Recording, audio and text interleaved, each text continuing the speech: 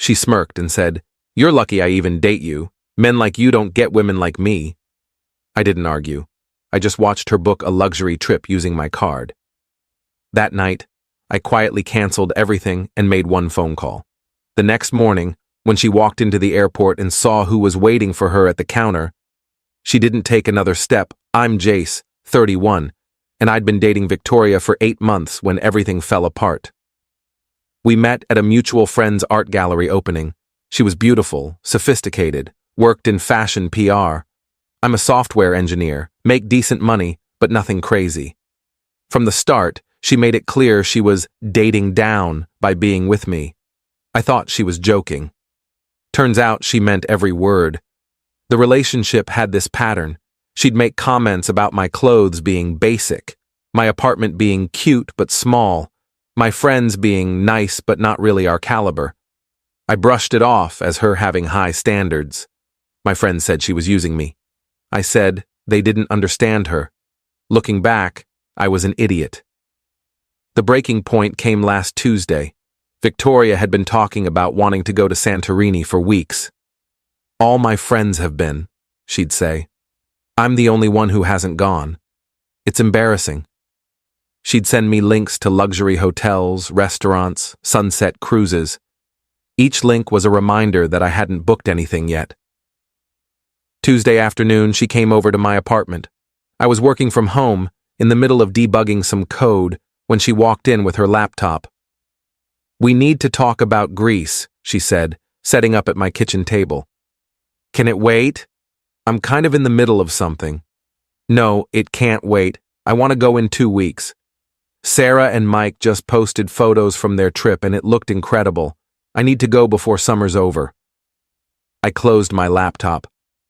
2 weeks is really short notice. I don't know if I can get the time off. "Then I'll go alone. But you're still paying." "Excuse me?" She looked up from her screen. "You heard me. You're paying for my trip. It's the least you can do after making me wait this long." "Victoria, I never said I'd pay for a trip to Greece that's thousands of dollars.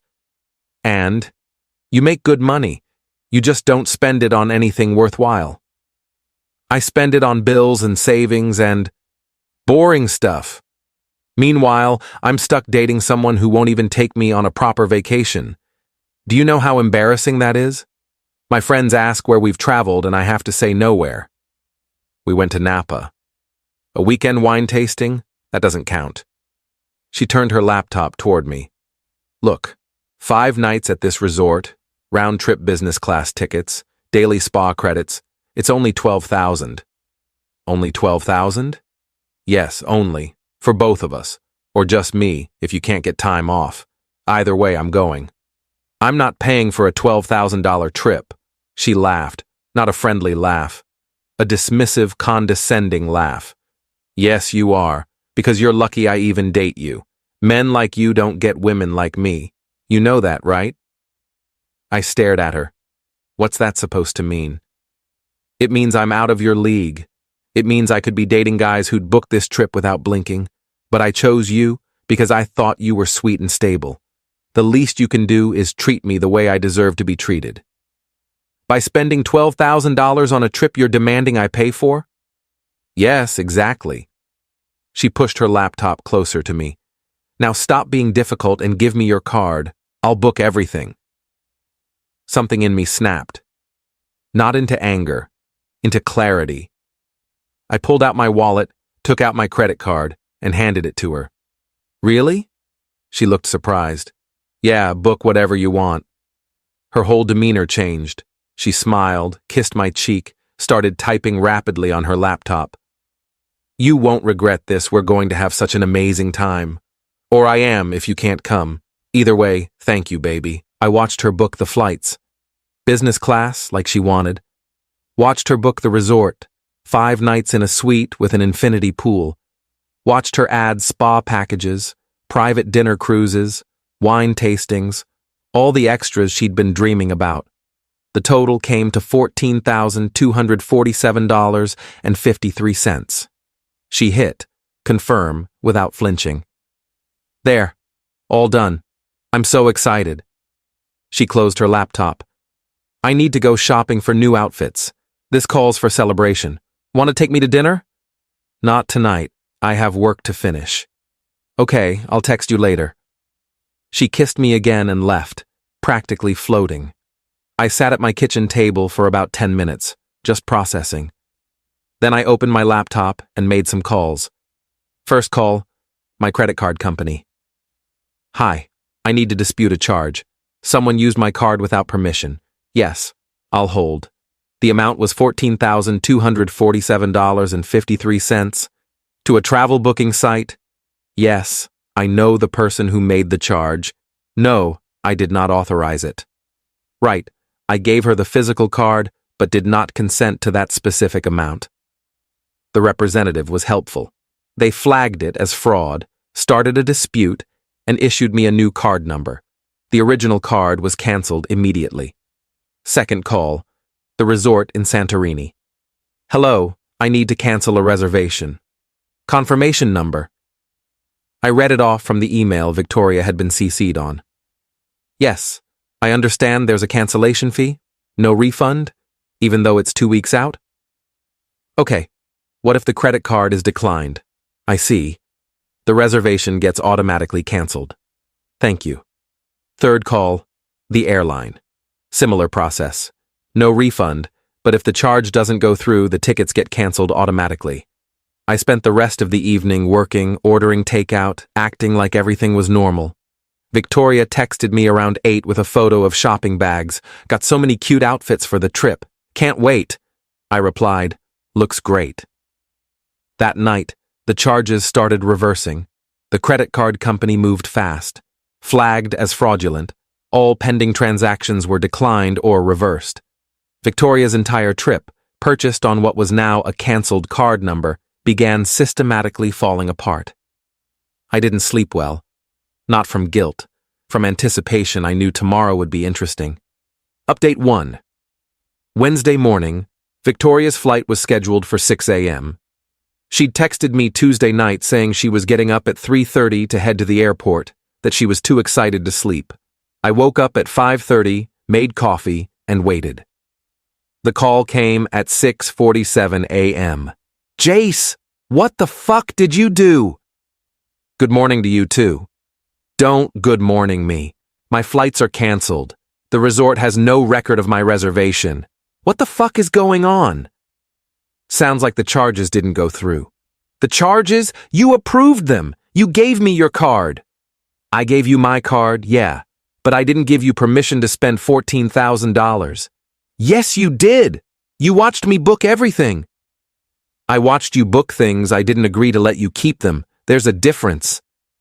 You're insane. You can't just cancel someone's trip. Actually, I can. It's my money, my card. I disputed the charges as fraud. Fraud? I'm your girlfriend.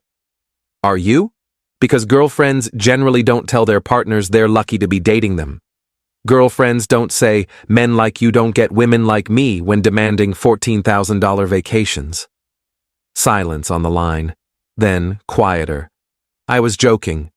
No, you weren't. You meant every word. And you know what? You're right. Men like me don't get women like you. Because men like me have self-respect, and women like you are users. How dare you? I'm done, Victoria. We're done. Don't contact me again. You can't break up with me over this. I'm at the fucking airport. Then I guess you should go home. Maybe call one of those guys you could have been dating instead. See if they'll book you a trip. Jace, please, I'm sorry. I didn't mean what I said yesterday. I was just excited about the trip and I got carried away. Save it. I'm blocking your number after this call. Have a nice life. Jace? I hung up, blocked her number, blocked her on all social media. Then I forwarded the entire text chain to my friend Marcus, along with a summary of what happened. In case she tries to spin this to our mutual friends, I wrote. Here's the truth. Marcus replied, holy shit, dude. Good for you. At 7:15, I got a call from an unknown number, didn't answer. Voicemail. Jace, it's Victoria. I'm calling from someone else's phone. Please pick up. We need to talk about this. You can't just leave me stranded at the airport. Please, call me back. I deleted the voicemail. At 8:30, my friend Sarah, the mutual friend who'd introduced us, called. Jace, what happened? Victoria just called me crying saying you canceled her trip and broke up with her at the airport. That's not exactly how it went down. Want the real version? I told her everything. The comments Victoria had been making for months. The "you're lucky I even date you" line. The $14,000 trip she booked without asking the cancellation. Sarah was quiet for a moment. Jesus, I had no idea she was like that. Most people didn't. She hid it well.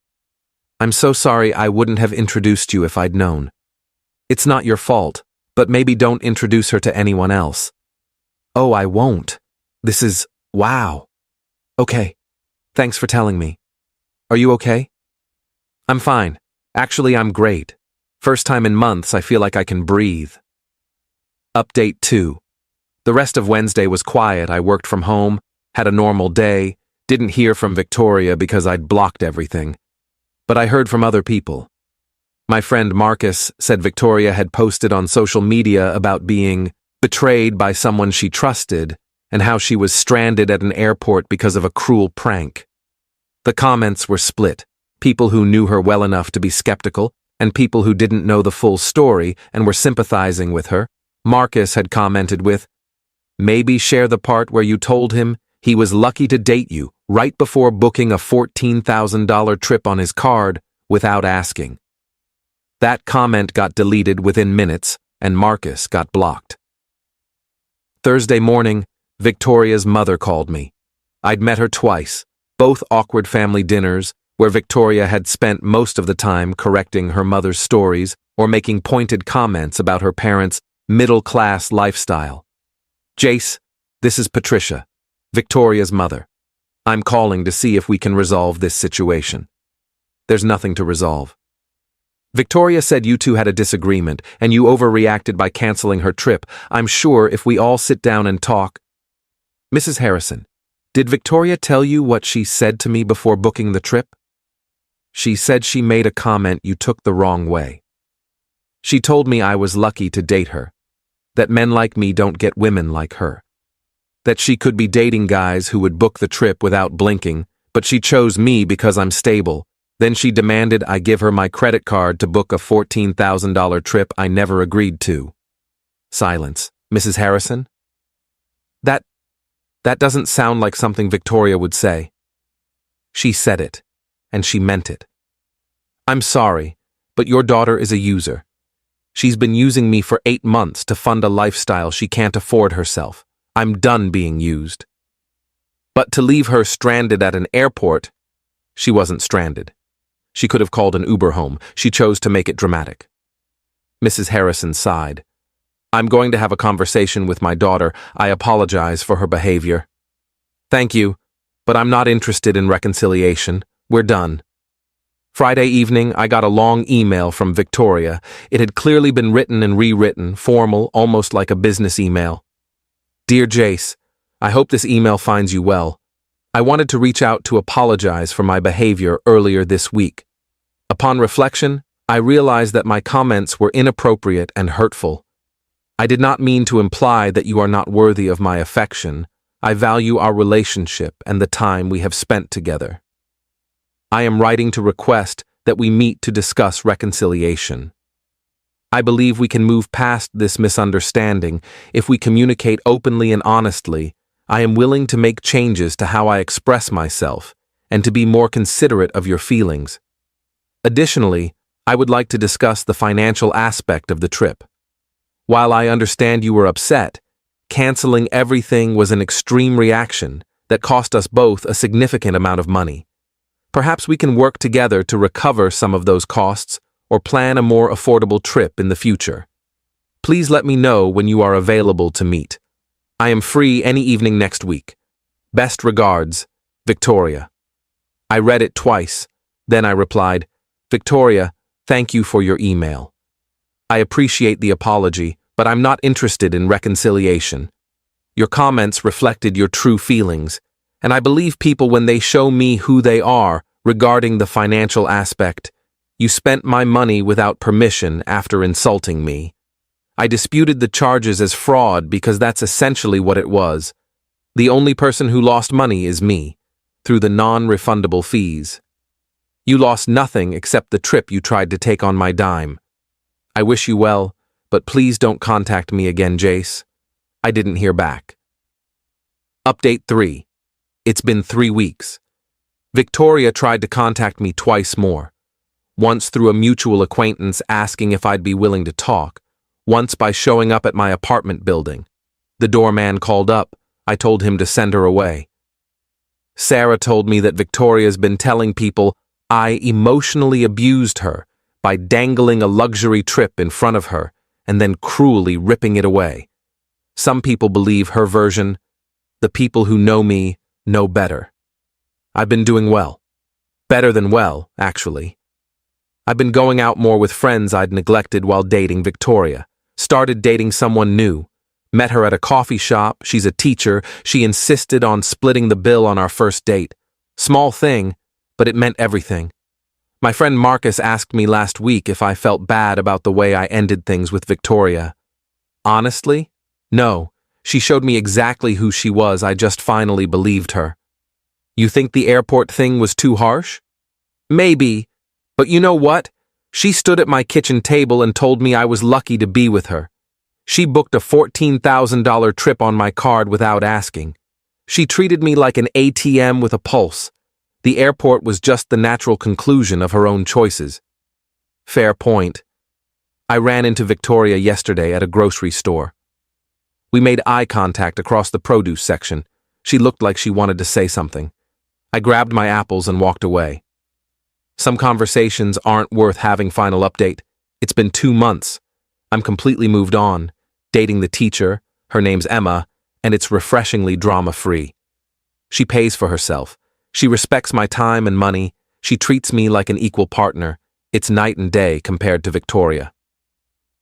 I heard through Sarah that Victoria's dating someone new. Some guy she met through work, who apparently does have money to throw around good for her. I hope she's happy. I hope he knows what he's getting into. The thing about people who tell you you're lucky to have them is that they really believe it. They think they're doing you a favor by being with you. And maybe for some people, that's enough. They're willing to be grateful just for the attention. I'm not one of those people. I'd rather be alone than be with someone who thinks my worth is measured by my willingness to fund their lifestyle. Victoria taught me something valuable.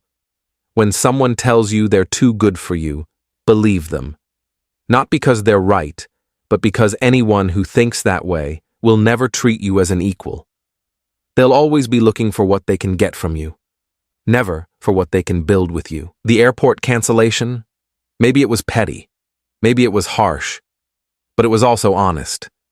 She'd spent 8 months treating me like a wallet with emotions. I gave her one last reminder that I'm a person with boundaries. Sometimes the best revenge isn't elaborate. It's just refusing to be used anymore. Edit. For people asking if I could get in legal trouble for the fraud dispute, no. I gave her the card, yes, but under the impression she was booking something reasonable. $14,000 without discussion or permission is beyond implied consent. The credit card company agreed. Case closed. Edit 2. Yes, I know I could have just said no when she asked for the card. You're right, I should have. But part of me wanted to see how far she'd go. And she went $14,247.53 far. That told me everything I needed to know. Edit 3.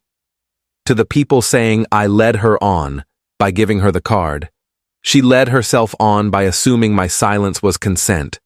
I gave her rope. She hanged herself with it. I'm not responsible for managing her expectations when she'd spent months managing mine into the ground.